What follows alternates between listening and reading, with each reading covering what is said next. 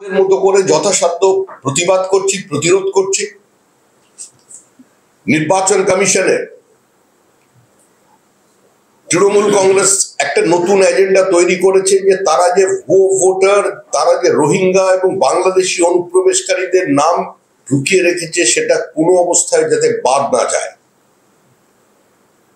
আমরা এর মধ্যে 11 লক্ষের বেশি ভোটারের তালিকা নির্বাচন কমিশনে জমা করেছি।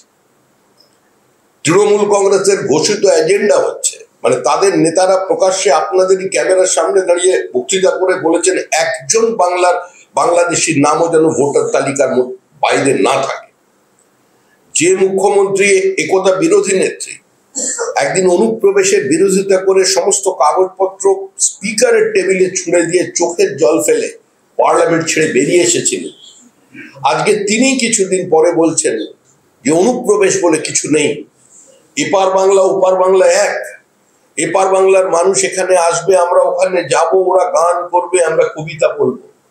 কিন্তু আজকে যে সমস্ত সিলেক্টিভ প্রতিবাদী বিভিন্ন জায়গায় ভারতবর্ষের কয়েকটি বিচ্ছিন্ন ঘটনাকে কেন্দ্র করে মোমবাতির মিছিল বার করেন, প্রতিবাদ করেন, বিভিন্ন সময় মানবাধিকার কর্মী হিসেবে, কখনো চিত্র শিল্পী হিসেবে, কখনো সমাজ সচেতক হিসেবে, ব্যক্তি হিসেবে দূরদর্শনের পর্দায় সন্ধ্যাবেলায় রাজনৈতিক রূপচর্চায় ব্যস্ত থাকেন, তারা কিন্তু বাংলাদেশের এই চরম অত্যাচারের সময় যখন মানবাধিকার চূড়ান্তভাবে সেখানে লঙ্ঘিত হয়েছে, যখন জোর করে বিয়ে করা হচ্ছে, ধর্মান্তকরণ করা হচ্ছে, যখন রাজনৈতিক দল কমিউনিস্ট পার্টি ও বাংলাদেশের নেতাকে গুলি করা হচ্ছে, বা যখন হিন্দু মন্দিরগুলোকে একটার পর একটা ধ্বংস করা হচ্ছে, মনেস্ট্রি ধ্বংস করা হচ্ছে, চার্চ ভেঙে ফেলা হচ্ছে, এবং বাংলাদেশের যে সুশীল সমাজ আছেন, যারা মুক্ত মনের মানুষ আছেন, যারা আওয়ামী লীগের সমর্থন আছেন, তাদের উপরে যে বর্বরচিত আক্রমণ চলেছে, যেভাবে শ্রীমতী ইন্দিরা গান্ধী যিনি বাংলাদেশের জন্মদাত্রী, আজকে তার সম্পর্কে কদর্য শব্দ ধারাবাহিকভাবে ব্যবহার করা হচ্ছে, পশ্চিমবঙ্গের মাটিতে দাঁড়িয়ে কোনো রাজনৈতিক কর্মী, বিজেপি বিরোধী কোনো মানুষের আজকে কোনো প্রতিবাদী কণ্ঠস্বর আমাদের সামনে ভেসে আসছে।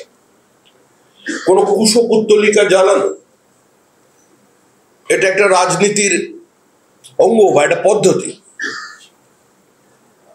আপনি দেশের প্রধানমন্ত্রীর কুশপুত্তলিকা জ্বালাতে পারেন, আপনি রাজ্যের মুখ্যমন্ত্রীর কুশপুত্তলিকা জ্বালাতে পারেন, এভাবে আপনি আপনার প্রতিবাদকে রেজিস্টার করতে পারেন।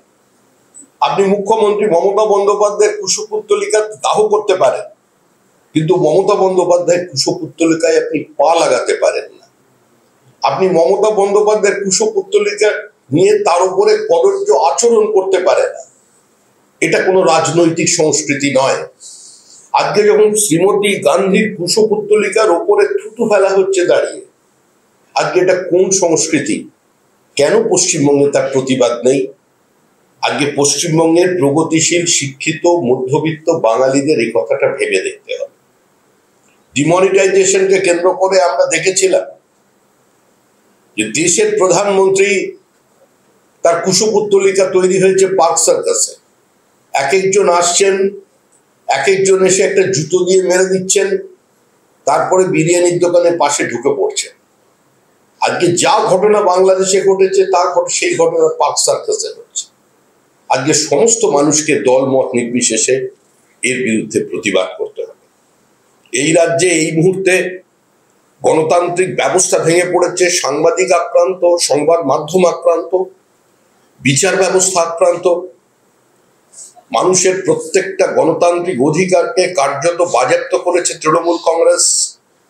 প্রশাসনের রাজনীতিকরণের যে কদর্য রূপ পশ্চিমবঙ্গের প্রত্যেকটা ক্ষেত্রে সেটা বেরিয়ে আসছে।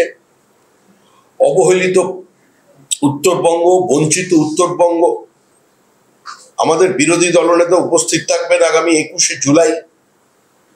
উত্তরবঙ্গ চলো অভিযানের আমরা ডাক দিয়েছি।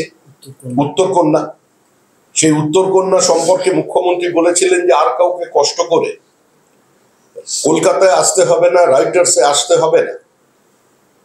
সমস্ত মন্ত্রী এবং সচিবরা নিয়ম করে উত্তরকন্যায় বসবেন। উত্তরকন্যার বাজেটারি অ্যালোকেশন কত জানিয়ে জল গরম হয় না। সংশ্লিষ্ট দপ্তরের মন্ত্রী কোনোদিন দাঁড়িয়ে বাজেট বিতর্কে বলতে পারেননি যে এই টাকায় উত্তরবঙ্গের সার্বিক উন্নয়ন সম্ভব নয়। উত্তরবঙ্গের জন্য যে বাজেটারি অ্যালোকেশন এখন পর্যন্ত সর্বাধিক একবারই খরচা হয়েছে 41% টাকা, বাদ বাকি 21 থেকে 24% টাকা উত্তরবঙ্গের জন্য যেটা বাজেট বরাদ্দ থাকে তার ব্যয় হয়, বাদ বাকি টাকা সাইফন অফ হয়ে অন্য জায়গায় চলে যায়। এই পরিস্থিতির মধ্যে দাঁড়িয়ে যখন কেন্দ্রের একটার পর একটা প্রকল্পের নাম বদল করার পরে অন্য বাদবাকি প্রকল্পকে পশ্চিমবঙ্গে বাস্তবায়িত করতে দেওয়া হচ্ছে না, যখন তেল থেকে শুরু করে ম্যাঙ্গানিজ ওর যেগুলোকে এক্সপ্লোর করলে পশ্চিমবঙ্গের আর্থসামাজিক চেহারাটা সম্পূর্ণভাবে বদলে যাবে, তার দিকে কোনো ধরনের মনোযোগ না দিয়ে আজকে সম্পূর্ণ বিভাজনের রাজনীতি, হিন্দু মুসলমান লড়াইয়ের রাজনীতির মধ্যে দিয়ে শুধুমাত্র 30% ব্লক ভোট নিয়ে আজকে পশ্চিমবঙ্গের চতুর্থবারের জন্য ক্ষমতায় ফিরতে চায় তৃণমূল কংগ্রেস। কিন্তু মানুষ বদ্ধপরিকর যে যন্ত্রণা থেকে, এই অভিশাপ থেকে, এই সামাজিক অসুখ থেকে তারা মুক্তি পাবেন, পশ্চিমবঙ্গের তৃণমূলের বিসর্জন অনিবার্য। আমরা পরিষ্কার করে দিচ্ছি একটি বিষয়, এটা নিয়ে দীর্ঘ বিতর্কের প্রয়োজন নেই। পশ্চিমবঙ্গ স্বচ্ছ ভোটার তালিকার মধ্যে দিয়ে পশ্চিমবঙ্গে অবাধ এবং শান্তিপূর্ণ নির্বাচন করাটা নির্বাচন কমিশনের কাছে একটা চ্যালেঞ্জ। আর রাজ্যপাল যিনি রাষ্ট্রপতির প্রতিনিধি হিসেবে এখানে থাকবেন, তার এটা বিশেষভাবে দেখা দরকার যে নির্বাচনের ফল বেরোনোর পর যাতে তৃণমূল কংগ্রেসের যারা চিহ্নিত বোমাবাজ আছেন বা যারা চিহ্নিত পুলিশ অফিসার আছেন যারা প্রমাণ লোভের কাজ করছে, সিভিক ভলেন্টিয়ার্স এর যে অংশ আছেন, তাদের জীবন এবং তাদের শরীর যাতে অক্ষত থাকে সেটা দেখার দায়িত্ব কিন্তু তখন রাজ্যপাল। কারণ নতুন সরকার এলে তার তো একটা টিদিং পিরিয়ড থাকে, সে তো রাতারাতি সমস্ত প্রশাসনকে ঠিক করতে পারবে না, তার তো 15-20 দিন সময় লাগবে। কিন্তু তার মধ্যে যাতে এরা আক্রান্ত না হয়, তার মধ্যে কোনো লিঞ্চিং এর ঘটনা যাতে না ঘটে, সেটা দেখার দায়িত্ব থাকবে রাজ্যপালের। আমার প্রশ্ন, শিক্ষা ব্যবস্থা শুধরাতে পারবেন?